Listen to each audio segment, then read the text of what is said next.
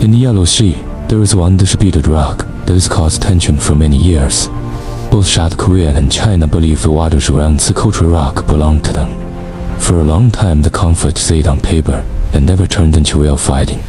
However, as time passed, both countries increased patrols, ships, and surveillance in the zone.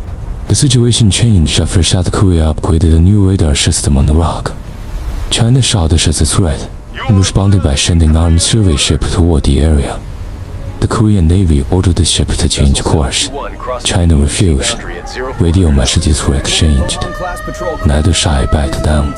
The first dangerous moment happened at dawn during rough waves. A Chinese vessel moved too close to the Korean structure and hit the lower support. Alarm sounded across the Korean platform.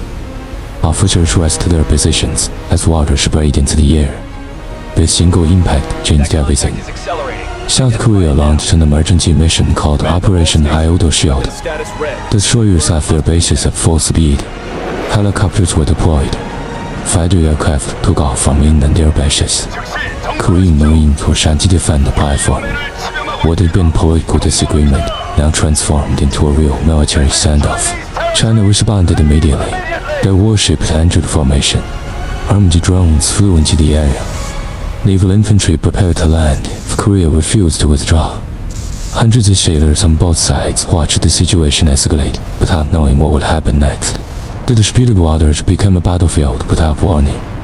Radar screens lit up with dozens of signals. Ships issued final warnings. Neither side wanted to retreat because each believed stepping back meant losing control of the rock forever. Tension turned into aggression. Gunfire broke the silence when both sides claimed the other made the first move. The sound of shots echoed over the sea. Drones were hit and fell into the water. Warning shells landed near ships. Smoke rose from the surface as weapons fired back and forth.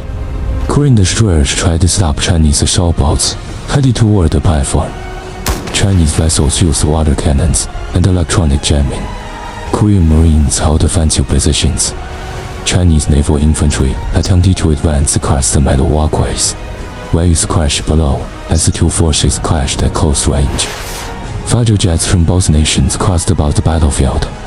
Korean aircraft used flares to avoid locks. Chinese jets mirrored their movements. At some moments the aircraft passed so close that pilots could see each other's helmets through the canopy. Each move risked another strike. After many hours of fighting, the area was filled with smoke. The Ieodo structure caught fire in several sections. Soldiers were exhausted. Ships suffered heavy damage. Drones fell one by one. Medics struggled to assist wounded troops on unstable walkways. Civilian broadcasting stations interrupted normal programs. Across South Korea, people gathered around televisions, restaurants and homes to watch the breaking news. Families stared in silence as footage showed the rock burning and ships exchanging fire. Some cried, others became angry. Everyone feared what might come next. In China, large crowds watched the situation on public screens as the media reported the event. People were shocked at how quickly the conflict had escalated. Online discussions exploded with blame, anger, and national pride.